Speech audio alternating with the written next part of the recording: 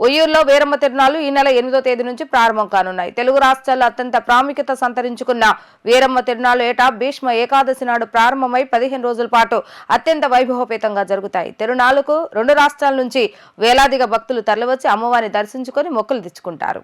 ఉయ్యూరులో వీరమ్మ తిరునాళ్లు ఈ నెల 8వ తేదీ నుంచి ప్రారంభం కానున్నాయి. తెలుగు రాష్ట్రాల్లో అత్యంత ప్రాముఖ్యత సంతరించుకున్న వీరమ్మ తిరునాళ్లు ఏటా భీష్మ ఏకాదశి నాడు ప్రారంభమై 15 రోజుల పాటు అత్యంత వైభవపేతంగా జరుగుతాయి. తిరునాళ్లకు 2 రాష్ట్రాల నుంచి వేలాదిగా భక్తులు తరలివచ్చి అమ్మవారిని దర్శించి మొక్కులు తెచ్చుకుంటారు.